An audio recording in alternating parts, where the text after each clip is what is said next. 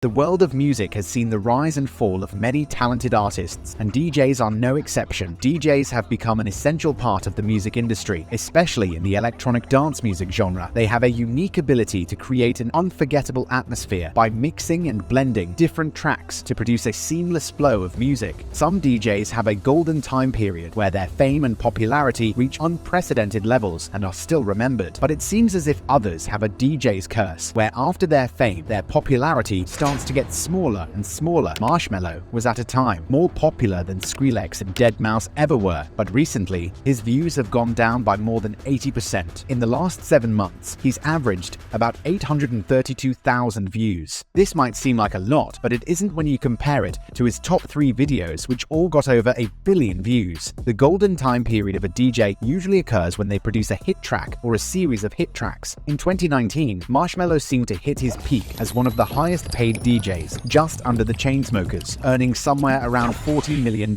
only to plateau and by year 2021 drop from 2nd to 10th place in the highest earning DJ list, getting beat by artists like Calvin Harris, Tiesto, and Steve Aoki. Marshmello made the cover of the Forbes 2018 30 under 30 list, topping the charts as the most influential up-and-comer, and raked in a cool $44 million in 2018 alone. He did this by teaming up with some of music's most supreme names like Bastille, Anne-Marie, and Selena Gomez, not to mention the revolutionary concerts he's put on for over 10 million viewers, or his YouTube series Cooking with Marshmello, which at the time catapulted his channel into the top 20 most watched on all of YouTube with close to 37 million subscribers. His cooking videos alone averaged around 250 million views. That put Marshmello ahead of the likes of Taylor Swift, Rihanna, Katy Perry, and Maroon 5, which is not an easy thing to do. For a pretty darn long time, nobody was even sure on who he really was. So, for most of the world, he was just a DJ with a white bucket type thing on his head. He and his manager put on fake reveals as Will Ferrell, Tiesto, and even Shawn Mendes. But now, we're pretty darn sure that his actual name is Chris Comstock. But what's with the name Marshmello? In actual fact, there's not a whole lot to it. He's not a huge fan of campfires, and he doesn't have an obsession with Rocky Road. The name just came to him because he thought that his music had a pretty laid-back, relatable, and, you guessed it, mellow feel, and that's all it took to strike gold. So how did this dude, who definitely isn't Will Ferrell, go from an amateur DJ probably living out of his mom's garage to a global hotshot in just a couple of short years, and then seemingly die off? Let's find out. It really started in 2015 when he posted his first original song on SoundCloud called Waves, and it went a little something like this.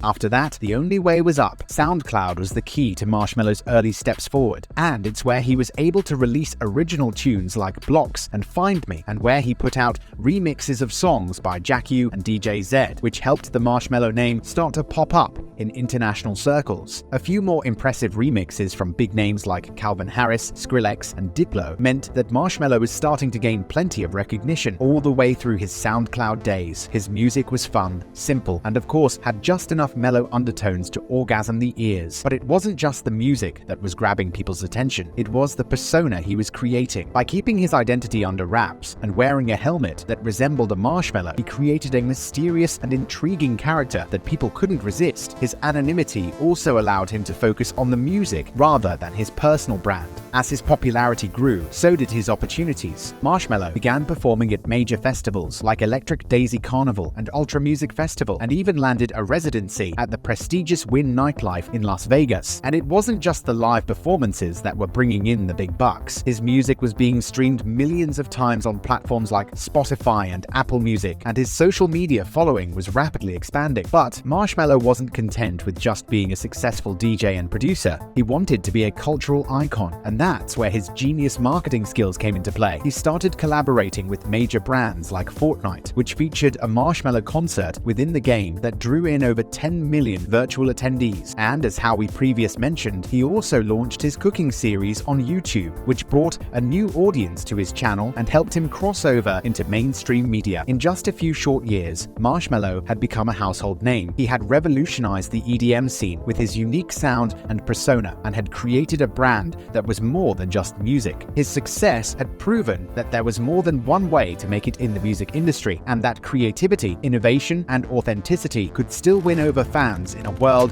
that seemed to be dominated by major record labels and industry giants. Marshmello's breakout song, Alone, released in 2016 and played a crucial role in his success. The music video for the song went viral, reaching almost 100 million views in the first 6 months and has now amassed over 2 billion views, making it his most popular song we know.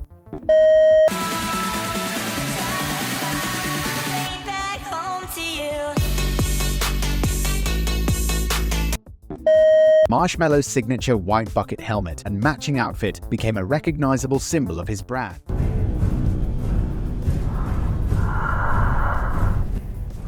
No one cared who I was till I put on the mask.